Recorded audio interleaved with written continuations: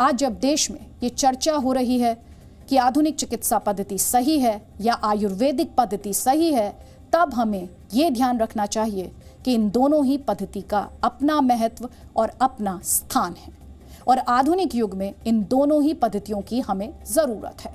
जहां एलोपैथिक इलाज ने अब तक पूरी दुनिया में करोड़ों लोगों की जान बचाई, वहीं योग और आयुर्वेदिक इलाज ने भी लोगों को स्वस्थ शरीर और निरोगी रहने का अर्थ समझाया है। आयुर्वेद की मदद से कई लोग तनाव, ब्लड प्रेशर और अस्थमा से ठीक होने का दावा करते हैं और एलोपैथी में भी इस पर अध्ययन किया गया है। आज इस पर हमने आपके लिए एक रिपोर्ट तैयार की है जो आपको इसी के बारे में विस्तार से बताएगी।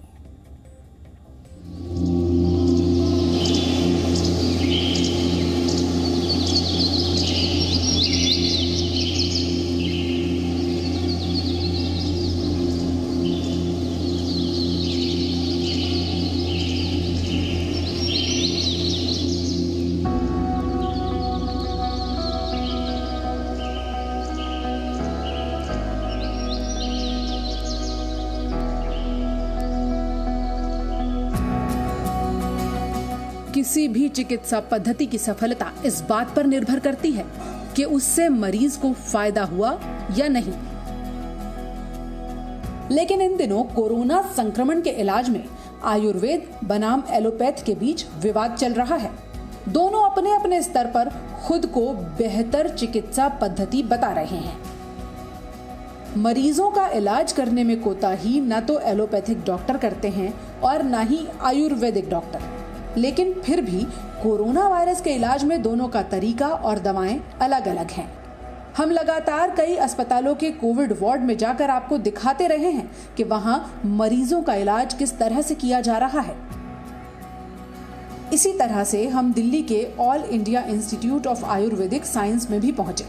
यहाँ पर कोरोना संक्रमित मरीजों का इलाज किया जा रहा है और यहाँ से 94% मरीज ठीक होकर अपने घरों को भी लौट रहे हैं। मैंने सारा कम्प्लीटली आयुर्वेदिक ट्रीटमेंट लिया है और मैं all India institute of Ayurveda में एडमिट हुआ था और इन्होंने स्टार्टिंग में मेरा ट्रीटमेंट जैसे सुबह से योग से स्टार्ट करते थे। योग होती थी मैम, प्रेयर होती थी, क्योंकि इनका जो मेन प्रायोरिटी था वो ट्रीटमेंट के साथ साथ मेंटल हेल्थ को भी स्टेबल रखना था, कि क्योंकि इनका ये मानना था कि कोविड की जो रिकवरी है और ट्रीटमेंट है वो मेडिसिन से ज़्यादा जो आपका मेंटल हेल्थ स्टेबल रहेगा ना, उससे आप जल्दी रिकवर कर जाओगे। और जितनी भी मैंने आयुर्वेदिक मेडिसिन ली वो ट्रीटमेंट लेने के बाद विद इन 11 डेज़ मेरा वो कोविड टेस्ट हुआ यहाँ पे और वो नेगेटिव आ गया था। कोरोना वायरस का नाम सुनकर अगर आप भी डर रहे हो तो हम आपके लिए थोड़ी सी राहत वाली खबर लाए हैं। ये जो आप कंट्रोल रूम देख रहे हैं इस वक्त, ये all India institute of Ayurveda sciences का कंट्रोल रूम है। ये असल में एक ग्रीन जोन है जहां से पेशेंट की मॉनिटरिंग की जा रही है। यहाँ आने का मकसद ये है कि आयुर्वेद के जरिए अभी भी बहुत सारे मरीज ठीक हो रहे हैं, घर जा रहे हैं और ऐसा नहीं है कि हर किसी को गंभीर बीमारी हो रही है या गंभीर दवाओं की ज़रूरत पड़ेगी। हमारे साथ डॉक्टर तनुजा निसारी हैं, उनसे समझते हैं। मैम, बहुत सारे लोग सिर्फ आयुर्वेद से ठीक हो जाते हैं, आपका खुद का अनुभव क्या कहता है और आप लोगों को क्या बताना चाहेंगे? जी, मैं ज़रूर ये कहना चाहूँगी कि अभी जो सेकंड वेव आई है वो डबल म्यूटेंट वायरस है, तो वो कॉन्टेजियस है, मतलब वो बहुत जल्दी से फैल रहा है। हवा में से एयरबॉर्न इन्फेक्शन है, स्मॉल ड्रॉपलेट इन्फेक्शन है। तो हमारे यहाँ भी नंबर ऑफ पेशेंट्स बढ़ गए हैं, लेकिन जो मॉर्टेलिटी रेट है, फेटालिटी रेट, ये 1% भी है। और all India institute of Ayurveda में जो भी 600 मरीज आयुर्वेदिक और इंटीग्रेटेड प्रोटोकॉल से ठीक हो गए हैं। सबसे पहले की 3 फेज है ये कोविड की 14 दिन में। तो शुरुआत के 4-5 दिन में जैसे गले में खराश है, सोर थ्रोट है, बुखार है, तो लोग गर्म पानी पीते रहे, गरारे करते रहे, स्टीम इनहेल करें। और उसमें कोई भी जब सोर थ्रोट है तो डर के मारे आप बहुत ज़्यादा एंटीबायोटिक लेते हैं, उससे इम्यूनिटी आपकी कम होती है। उसमें डरने की ज़रूरत नहीं। हम आपको 100% कहते कि यहाँ लोग ठीक हो रहे। तो जो आयुर्वेद की आयुष 64 है, संशमनी वटी है, सुदर्शन घनवटी है, ये बार बार आप लेते रहिए। और गर्म पानी में भी आधा 1 लीटर का आधा करके उसमें तुलसी या धना जीरा या सोंठ डाल के आप नागर मोथा भी होता है तो ऐसा पानी पीते रहिए।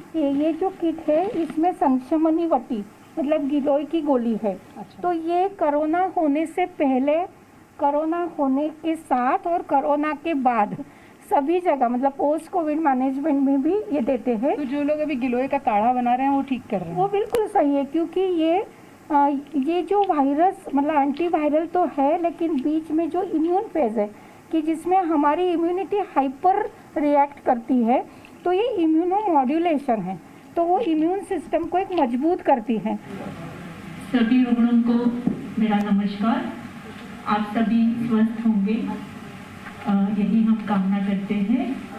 आप लोग स्वस्थ रहे, मस्त रहे, इस तरह से हम आपसे कामना करते हैं। अस्पतालों में मरीजों की देखरेख के लिए 24 घंटे चलने वाले मॉनिटरिंग सिस्टम बनाए गए हैं। इसके जरिए डॉक्टर अपने मरीजों पर 24 घंटे निगरानी कर सकते हैं और मरीज की जरूरत के हिसाब से डॉक्टर उनके पास भी जाते हैं।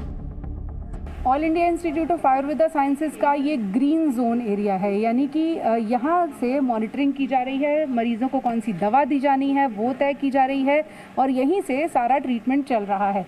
इस तरफ ये स्क्रीन है जिसमें अलग अलग आपको विंडोज़ नज़र आ रही होंगी, चाहे मरीज़ जहाँ पर भर्ती है वो हो, चाहे रिक्रिएशनल एरिया हो या फिर और कमरे हो, उनमें हम देख सकते हैं कि इस वक्त कौन सा पेशेंट किस कंडीशन में है, उसको अगर मदद की ज़रूरत है या नहीं। तो जहाँ पर पीपीई किट के साथ डॉक्टर्स के जाने की ज़रूरत है वो वहाँ जा रहे हैं और बाकी काम यहाँ से चल रहा है। अब बात आती है कि आयुर्वेद में इलाज जो हो रहा है तो उसमें दवाएं कौन सी दी जा रही हैं कि मरीज़ इतनी जल्दी ठीक हो रहे हैं। हमारे साथ हॉस्पिटल के एमएस डॉक्टर राजगोपाल हैं, ये सवाल हम उनसे पूछते हैं। सर, इस बार हमने देखा कि मिनिस्ट्री ने कहा कि आयुष 64 बहुत काम कर रहा है और उसे रिकमेंड किया। आप अगर मैं ओवरऑल पूछूं, एक माइल्ड कोविड मरीज़ यहाँ पर है तो उसके ट्रीटमेंट में कैसे कैसे आप क्या क्या दवाएं इस्तेमाल कर रहे हैं? देखिए, हमारा जो ट्रीटमेंट प्रोटोकॉल यहाँ है ये होलिस्टिक अप्रोच है। सुबह से लेकर रात तक पेशेंट क्या क्या करना है एक शेड्यूल बनाया हुआ है, उसका अकॉर्डिंगली शुरू होता है। सुबह उठेंगे उनको अपना पर्सनल वर्क के लिए टाइम दिया जाता है। उसके बाद एक योगा सेशन है, आधा घंटे का योगा सेशन जो हमारा टीवी मॉनिटरिंग सिस्टम है इसके थ्रू वहाँ प्ले भी किया जाता है और यहाँ से माइक सिस्टम के थ्रू उनको गाइडेंस भी दिया जाता है। और उसके बाद उनका खाना पीना ब्रेकफास्ट जो होलिस्टिक हमारा कैंटीन में बनता है वो सप्लाई होगा। उसके साथ साथ हर मेडिसिन का एक एक टाइम होता है, वो टाइम के अकॉर्डिंगली उनको मेडिसिन भी दिया जाता है और कंटिन्यूअसली पेशेंट से डायरेक्ट मॉनिटरिंग करते हैं, इसलिए पेशेंट को ऐसा लगता है कि वो अकेले नहीं है। इस अस्पताल में आयुर्वेदिक पद्धति से इलाज कर रहे डॉक्टर्स का मानना है कि मरीज का इलाज न सिर्फ शारीरिक तौर पर करना जरूरी है बल्कि उसके मानसिक दबाव को कम करना भी एक चुनौती रहती है। इसी वजह से इलाज के दौरान अस्पताल में उनसे संपर्क बनाए रखना जरूरी होता है।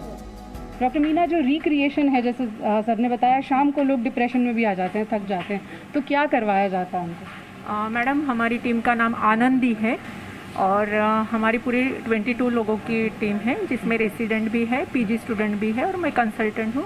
हम मॉर्निंग में योगा करते हैं, उसमें हम ब्रीदिंग एक्सरसाइजेस और फिजिकल एक्सरसाइजेस माइल्ड ऐसे कराते हैं और शाम को हम रिक्रिएशन इन द सेंस जैसे म्यूज़िकल चेयर है या फिर कोई एक थीम देके उस पर आप कुछ क्रिएशन करो इस टाइप से, या फिर मन की बात, आप क्या बोलना चाहते हो, आप क्या फेस कर रहे थे और आपको कैसे लग रहा है, इस टाइप से हम उनसे इंटरेक्शन करते हैं। और यहाँ 2 राउंड होते हैं, हम खुद अंदर जाते हैं, हमारे पीजी स्टूडेंट भी, एक मॉर्निंग में राउंड होता है, एक इवनिंग में राउंड होता है, तो हम डायरेक्टली उनके साथ कांटेक्ट में रहते हैं। आयुर्वेदिक डॉक्टर्स का कहना है कि ये सोच गलत है कि आयुर्वेदिक इलाज से कोई मरीज ठीक नहीं हो सकता, क्योंकि सही मायने में किसी भी चिकित्सा पद्धति पर 100% भरोसा नहीं किया जा सकता। हमने वो पेशेंट्स देखे हैं जिनको पैरासीटामोल भी सूट नहीं करती, वहां पर भी हम मां सुदर्शन घनवटी देकर के उस पेशेंट का बुखार उतारते हैं। सो कहने का मतलब यह है कि if we talk about chronic disease, if we talk about the cases of resistance, if we talk about the conditions of allergies, वहां पर आयुर्वेद हमें एक बहुत अच्छा ऑप्शन नजर आता है। लेकिन एट द सेम टाइम यदि हम सर्जरी की बात करें, यदि हम बात करें एक तरह से इमरजेंसीज की बात करें, तो यहाँ पर जो है हमको एलोपैथ डॉक्टर्स की आवश्यकता पड़ती है, एलोपैथिक हॉस्पिटल्स की आवश्यकता पड़ती है। सो कहने का मतलब है कि हमें दोनों की ही आवश्यकता है यदि हम अपना बेस्ट हेल्थ केयर सिस्टम बनाना चाहते हैं तो। एलोपैथी के डॉक्टर्स भी ये मानते हैं कि आयुर्वेद हजारों वर्षों से चला आ रहा है और दोनों तरह की चिकित्सा पद्धति के अपने अपने वैज्ञानिक आधार हैं। पद्धति कोई भी हो, मकसद मरीज को स्वस्थ रखना है। दोनों चिकित्सा पद्धति भारत में कई 100 सालों से और आयुर्वेद तो कई हजार सालों से भारत में चल रही है।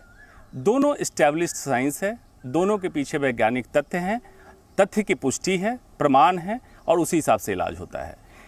एलोपैथ अपनी तरीके से काम कर रहा है, आयुर्वेद अपनी तरीके से काम कर रहा है। एलोपैथ और आयुर्वेद का सामंजस्य बिल्कुल संभव है, लड़ाई की कोई गुंजाइश नहीं है। दोनों की जगह स्थापित की जा सकती है और हिंदुस्तान में स्वास्थ्य व्यवस्था इससे बेहतर की जा सकती है। मैं मॉडर्न मेडिसिन का डॉक्टर हूँ। मॉडर्न मेडिसिन के फादर कहे जाते हैं हिपोक्रेट, ग्रीक ओरिजिन के हैं, लेकिन मैं अपने आप को मॉडर्न मेडिसिन की प्रैक्टिस करते हुए हिंदुस्तान के धन्वंतरी, चरक, सुश्रुत जो आयुर्वेद के शीर्ष में रहे, मैं उनका वंशज मानना ज़्यादा गर्वान्वित महसूस करूँगा रादर देन हिपोक्रेट के, क्योंकि ये हमारी संस्कार संस्कृति में आयुर्वेद घुसा हुआ है। हम जो मसाले का भी इस्तेमाल करते हैं उसमें कई मसाले औषधि हैं, इसलिए इस चीज़ को समझना आपको ज़रूरी है। लड़ाई की कोई जगह नहीं है। अगर आपका उद्देश्य है स्वास्थ्य स्वस्थ रक्षणम, तो लड़ाई की जगह खत्म हो जाती है। इस बात पर बहस का कोई मतलब नहीं है कि कौन सी चिकित्सा पद्धति से कोरोना संक्रमित का इलाज होना चाहिए, बल्कि मरीज को जल्दी ठीक करने के लिए जिस भी तरीके का इस्तेमाल किया जा रहा है उसका सटीक होना जरूरी है। क्योंकि आयुर्वेदिक डॉक्टर मानते हैं कि कई बार कुछ मरीजों को एलोपैथिक दवाएं देना जरूरी हो जाता है और एलोपैथिक डॉक्टर्स जानते हैं कि बहुत बार आयुर्वेद की मदद से इलाज को बेहतर बनाया जा सकता है। दिल्ली से अमित प्रकाश के साथ पूजा मक्कड़, जी मीडिया। हम आपको बता रहे हैं कि एलोपैथिक दवाइयों से नतीजे तुरंत मिलते हैं और करोड़ों लोगों की जान बचाई जाती है, लेकिन उतना ही बड़ा सच ये भी है कि आयुर्वेद का अपना महत्व है और उसे कम नहीं आंका जा सकता। और पूरी दुनिया में आयुर्वेदिक दवाइयों को सराहा जाता है और यही वजह है कि भारत भारी संख्या में, भारी मात्रा में इन आयुर्वेदिक दवाइयों का निर्यात भी करता है। इस रिपोर्ट से पहले हमने आपको ये बताया था कि ब्रह्मा जी ने आयुर्वेद को 8 भागों में बांटा था। हम इसके बारे में आपको फिर से बताना चाहते हैं। ये सारे भाग अलग अलग चिकित्सा के उपक्रम को समझाते हैं। इनमें पहला है शल्य तंत्र, इसको अंग्रेजी में सर्जरी कहते हैं। दूसरा है शालक्य तंत्र, इसे अंग्रेजी में ENT विभाग कहते हैं, यानी इसमें मुंह, नाक, आंख और कान के अंगों में जो रोग होता है उससे संबंधित निवारण के बारे में लिखा हुआ है।